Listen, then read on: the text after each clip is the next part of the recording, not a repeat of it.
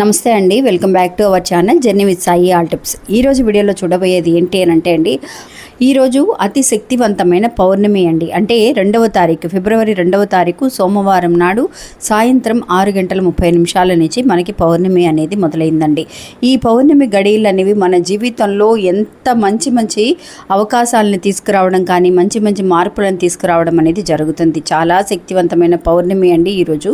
అందువల్ల ఈరోజు రాత్రి 12 గంటల లోపు ఒక గ్లాస్ వాటర్తో ఒక చిన్న పరిహారాన్ని చేయండి ఫ్రెండ్స్. ఎందువల్లనంటే చాలామంది మనీ పరంగానే చాలా రిస్క్ అనేది తీసుకుంటున్నారు. మనీ పరంగానే చేంజెస్ రావడం అనేది ఎదురవుతుందా అని చెప్పేసి చూస్తూ ఉన్నాము. అలాంటి చేంజెస్ అనేవి రావాలి అని అంటే కనుక మనీ పరంగా ఎవరైతే ఎదురు చూస్తూ ఉన్నారో వాళ్ళు ఇలాంటి పౌర్ణమి రోజున కనుక చేసే చిన్న పరిహారాల వల్ల కూడా పెద్ద మార్పులను మనం చూడొచ్చు.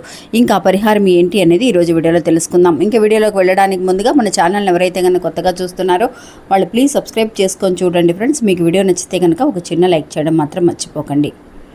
మీరు ఇంతవరకు కూడా ఎంతోమంది దగ్గర జ్యోతిష్యం చెప్పించుకొని అలసిపోయి ఉంటారు. కానీ నేను ఒక గురువు గారి గురించి తెలియజేస్తానండి. ఈ గురువు గారండి ఆదికొండ దేవత పూజారి సుబ్రహ్మణ్యరాజు గారు. ఈయన ఫోన్ నెంబర్ 9347293375. మాకు జీవితంలో ఎన్నో మార్పులను తీసుకొచ్చారండి ఈయన. అందువల్లే మీ అందరికీ కూడా తెలియజేస్తున్నాను.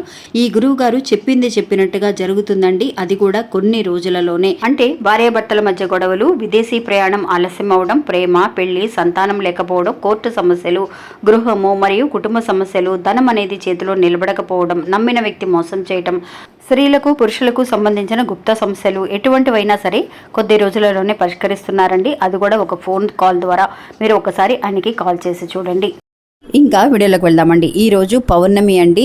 మనకి పూర్తిగా పౌర్ణమి ఎప్పుడైతే కనుక ఏ రోజైతే కనుక రాత్రిపూట పూర్తిగా పౌర్ణమి అనేది ఉంటుందో ఆ రోజున మాత్రం మన పరిహారం చేయగలిగితే నిజంగా చాలా మంచి విషయం అండి.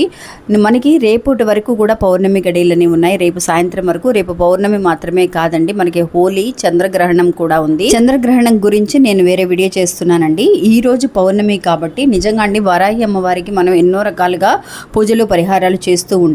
అలాంటి పూజలు చేసేవాళ్ళు ఇలాంటి పౌర్ణమి రోజున అమ్మవారిని తలుచుకొని మీరు ఒక చిన్న పరిహారం చేసినా సరే మంచి రిజల్ట్ అనేది కనిపిస్తుందండి. ఎవరైతే కనుక ఇబ్బంది పడుతూ ఉన్నారో, డబ్బులు చేతిలో ఉండటం లేదని, రావాల్సిన డబ్బులు రావటం లేదని, అప్పుల బాధలు అనేవి తీరటం లేదని, నిజంగా ఎన్నో రకాల బాధలండి, ఒకటి కాదు రెండు కాదు, అన్నీ కూడా మనీ రిలేటెడ్గానే ఉంటున్నాయి. కాబట్టి ఎలాంటి వాటికైనా సరే మనం ఈరోజు ఈ పరిహారం చేసుకోవచ్చు. నిజంగా అండి వారాహి అమ్మవారిని తలుచుకొని చేసేవాళ్ళు ఎంత రాత్రిపూట చేస్తే అంత మంచిదండి. అమ్మవారికి అంత శక్తి ఎక్కువగా ఉంటుంది. కాబట్టి ఈరోజు రాత్రి 12 గంటల లోపైనా సరే చేసుకోవచ్చు. రేపు ఉదయం అయినా సరే, అంటే ఈరోజు నాకు కుదరలేదు ఈ పరిహారం చేయడానికి అని అనుకున్న వాళ్ళు రేపు ఉదయం అయినా సరే మీరు ఈ పరిహారాన్ని చేసుకోండి. రేపు 12 గంటల లోపు, రేపు మధ్యాహ్నం 12 గంటల లోపు అయినా సరే మీరు ఈ పరిహారాన్ని చేసుకోవచ్చు. నిజంగా చాలా మంచి రిజల్ట్ని తీసుకొచ్చే ఒక పరిహారం అండి. చాలా ఈజీ అయిన పరిహారం కూడా. ఇంకా ఏం చేయాలి అని అంటే ఈరోజు రాత్రి మీరు పడుకునే లోపు ఒక గ్లాస్ వాటర్ని తీసుకోండి ఫ్రెండ్స్. తీసుకొని అంటే ఈరోజు మీరు అమ్మవారికి దీపారాధన చేసి ఆ టైంలో అయినా సరే చేయొచ్చు. 8 గంటల నుంచి 9 గంటల సమయంలో చేయొచ్చు. లేదంటే కనుక 12 గంటల లోపు అయినా సరే చేయొచ్చు. అమ్మవారిని తలుచుకొని ఒకసారి మీరు వారాహి అమ్మవారిని తలుచుకొని ఇంకా ఒక గాజు గ్లాస్తో వాటర్ని తీసుకోండి. మామూలు గ్లాస్ ఏమి కూడా ఉపయోగించకండి. గాజు గ్లాస్ మాత్రమే తీసుకోవాలి. ఎప్పుడు కూడా అండి అమావాస్య పౌర్ణమి తేదీల్లో చేసే పరిహారాలకి ట్రాన్స్పరెంట్గా ఉండే గాజు గ్లాస్ అయితే చాలా బాగా పనిచేస్తుందండి. ఇందుకోసం ఒక సైన్స్ కూడా చెప్పబడింది. ఏంటి అని అంటే ఇలా ట్రాన్స్పరెంట్గా ఉండడం వల్ల ఆ కిరణాలు అనేవి, అంటే ఆ పౌర్ణమి కిరణాలు అనేవి మనకి ఆ గ్లాసులో పడడం అనేది జరుగుతుందండి. క్లియర్గా కనిపిస్తుంది అనమాట. ఆ వాటర్కి కానీ అందులో వేసే ఈ వస్తువుకి కానీ చాలా శక్తి ఎక్కువ అండి ఈరోజు. అందువల్ల మీరు ఈరోజు రాత్రిలోపు చేసుకోండి. మీరు బయటికి వెళ్ళగలం, మీకు ఓపెన్ ప్లేస్ ఉంది, డాబా ఉంది, మీకు బాల్కనీ ఉంది అలా అనుకున్న వాళ్ళు అక్కడ చేస్తే ఇంకా చాలా మంచిదండి. ఇంకా గ్లాస్ వాటర్ తీసుకొని అందులో మీరు ఈరోజు సాయంత్రం అండి మీ దగ్గర మల్లెపూలు ఉంటే కనుక ఒక గుప్పెడు మల్లెపూలను తీసుకోండి ఫ్రెండ్స్. మల్లెపూలు తీసుకొని ఈ గ్లాస్ వాటర్లో వేయండి.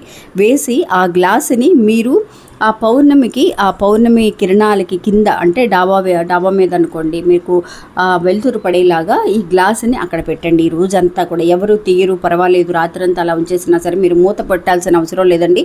ఓపెన్గానే ఉంచాలన్నమాట ఈ గ్లాసుని మనం. అందులో ఒక గుప్పెడు మల్లెపూలు అండి. మీ అందరికీ తెలుసు, నిజంగా అమ్మవారికి మల్లెపూలు అంటే చాలా ఇష్టం. వారాహి అమ్మవారికి మాత్రమే కాదండి, లక్ష్మీదేవి అమ్మవారికి కూడా మనకి మనీ పరంగా మనీ రిలేటెడ్గా చేస్తున్నాం కాబట్టి ఇలా చేసే ఈ పరిహారం అనేది చాలా బాగా ఉపయోగపడుతుంది. అందువల్ల ఒక గుప్పెడు మల్లెపూలని, అంటే అక్క నాకు మల్లెపూలు దొరకలేదు అని అనుకున్న వాళ్ళు, మీకు వాసన అంటే సువాసన వెదజల్లే వస్తువులు మీ దగ్గర సన్నజాజి పువ్వులు కానీ విరజాజి పువ్వులు కానీ ఏ పువ్వులైనా సరే వేయచ్చు. ముఖ్యంగా ఫస్ట్ మనం ఇంపార్టెన్స్ అనేది మల్లెపూలకి ఇస్తే చాలా మంచిది. అలాంటి పువ్వులు ఉన్నాయనుకోండి, అవి మా గ్లాసులో వేసి కొంచెం ఒక చిటికెడు మనం పచ్చకర్పూరాన్ని కూడా ఆ గ్లాసులో వేయండి. వేసి ఆ చంద్రుడి కిరణాలు అనేవి పడేలాగా మీరు డాబా మీదైనా పెట్టచ్చు. లేదు మీకు పెట్టడానికి కుదరదు అని అనుకున్న వాళ్ళు ఆ గ్లాసుని మీ పూజ గదిలో అయినా సరే పెట్టండి.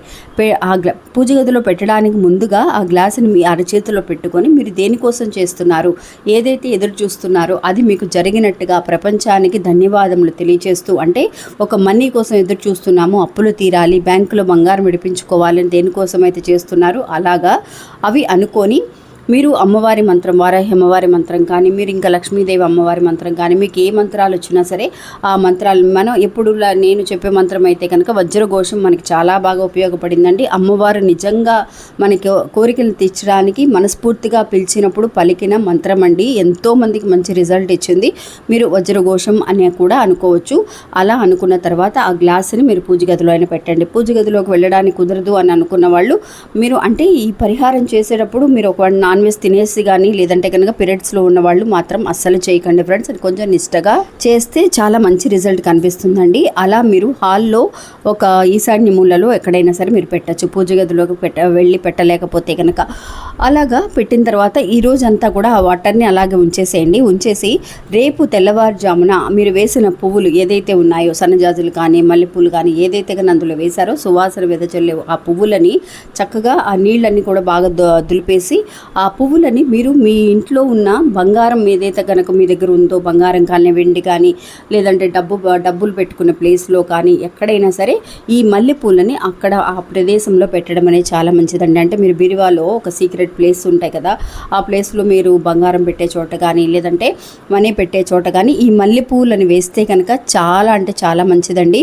ఎందువల్లంటే మనం ఈ రోజంతా కూడా ఆ పౌర్ణమి కిరణాలు పడిన తర్వాత ఆ మల్లెపూలని మనం ఇలా ఉపయోగించడం అనేది చాలా మంచి రిజల్ట్ని మనకి ఇస్తుంది అని చెప్పి మనకి పురాణాల్లో చెప్పబడుతుంది. అలా ఒక 2-3 రోజుల పాటు ఆ పువ్వులని అలా మీరు వేసిన చోట అలాగే ఉంచేసేయండి. ఆ తర్వాత వాడిపోయిన తర్వాత తీసేయచ్చు. ఇంకా ఆ వాటర్ని మీరు చెట్లలో పారపోసేయచ్చు అండి. రేపు ఉదయం ఒక 9 గంటలు 10 గంటల తర్వాత తీసేసి ఈ పరిహారాన్ని చేసి చూడండి. నిజంగా అంటే చాలామంది అక్క నాకు ఈ పరిహారం చాలా బాగా ఉపయోగపడింది అని, అమ్మవారికి ఎప్పుడు కూడా మల్లెపూలు అంటే చాలా ఇష్టం కాబట్టి ఈ మల్లెపూలతో చేసే పరిహారం అనేది చాలా మంచి రిజల్ట్ని ఇచ్చింది. మీరు కూడా ఒకసారి ప్రయత్నించి చూడండి. ఇంకా వీడియో నచ్చితే కనుక ఒక చిన్న లైక్ చేసి మీ ఫ్రెండ్స్ కూడా షేర్ చేయండి. నమస్తే. జై వారాహి.